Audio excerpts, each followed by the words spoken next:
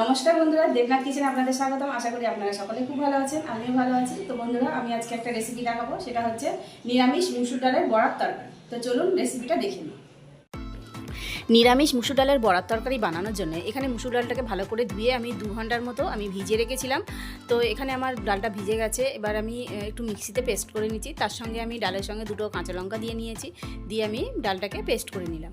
তো এখানে আমার ডালটা পেস্ট করা হয়ে গেছে। আমি একটা বাটিতে ডালটাকে ঢেলে নিচ্ছি। তো এখানে আমি ডালটা ঢেলে নেওয়ার পর বন্ধুরা, এবার আমি এর মধ্যে দিয়ে দিচ্ছি একটু গোটা জিরে আর একটু বেকিং সোডা দিয়ে দিচ্ছি অল্প করে, আর দিয়ে দিচ্ছি পরিমাণ মতো নুন। দিয়ে আমি সবগুলো একসঙ্গে ভালোভাবে ডালের সঙ্গে মিশিয়ে নিচ্ছি।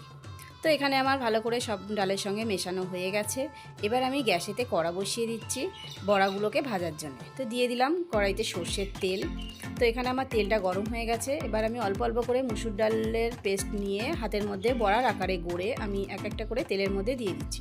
আর বন্ধুরা, এগুলো বড়াগুলো ভাজার সময় কিন্তু গ্যাসের ফ্লেমটাকে একদম লো ফ্লেমে দিয়ে ভাজতে হবে, তা নাহলে ভিতরটা কাঁচা থেকে যাবে।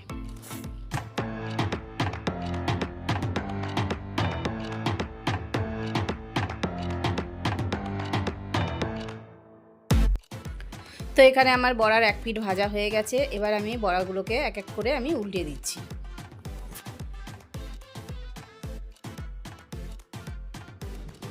তো বন্ধুরা, এখানে আমার বড়াগুলো ভাজা হয়ে গেছে। এবার আমি বড়াগুলোকে এক এক করে সব তুলে নিচ্ছি।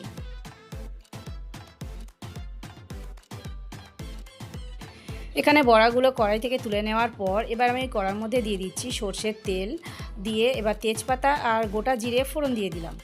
দিয়ে আর বন্ধুরা, এখানে আমি একটা বড় সাইজের আলুকে আমি ডুমো করে কেটে নিয়েছি, ওই আলুটা এবার তেলের মধ্যে দিয়ে দিলাম। দিয়ে এবার আমি আলুটাকে ভেজে নিচ্ছি, একটু ঢাকা দিয়ে ভাজবো, আলুটা একটু যাতে একটু সিদ্ধ হয়ে যায়।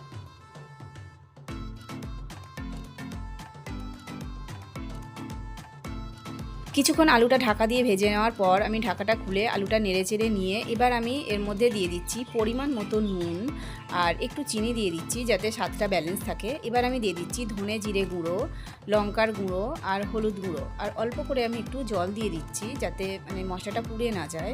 তো বন্ধুরা, আমার কিন্তু এখানে ধনে জিরে গুঁড়োটা মিক্স করা আছে। এবার আমি এর মধ্যে দিয়ে দিচ্ছি অল্প করে একটু আদা বাটা। তো আদাটা দিয়ে আমি মশলাটা আরও কিছুক্ষণ কষিয়ে নেব।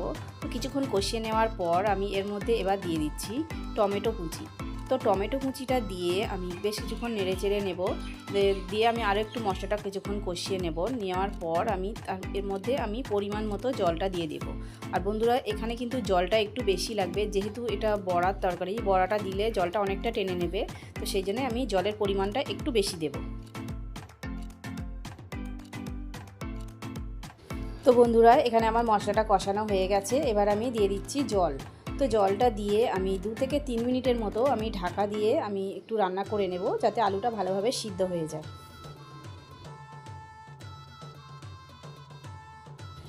তো বন্ধুরা, এখানে 2 থেকে 3 মিনিট পর আমি ঢাকাটা খুলে দিলাম, আর দেখি এবার আলুটা সিদ্ধ হয়েছে কিনা। তো দেখুন বন্ধুরা, এখানে আলুটাও সিদ্ধ হয়ে গেছে।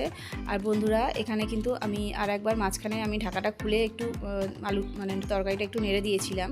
তো যাই হোক, এবার আমি তরকারির মধ্যে আমি বড়া ভাজাগুলোকে দিয়ে দিচ্ছি এক এক করে। দিয়ে আমি আরও বেশ কিছুক্ষণের জন্য ঢাকা দিয়ে আমি একটু বড়া তরকারিটা রান্না করে নেব।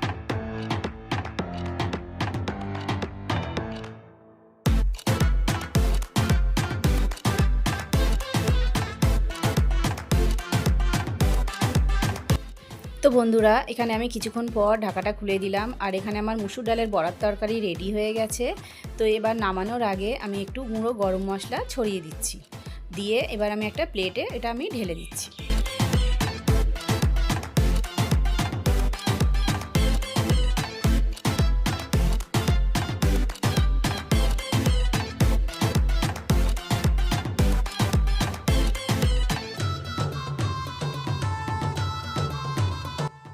তো বন্ধুরা, এখানে আমি বড়ার তরকারিটা প্লেটে ঢেলে দিলাম। তো এখানে আমার মুসুর ডালের বড়ার তরকারি রেডি।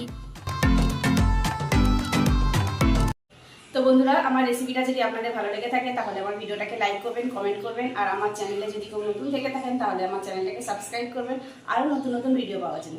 দেখা হচ্ছে নেক্সট ভিডিওতে। টাটা।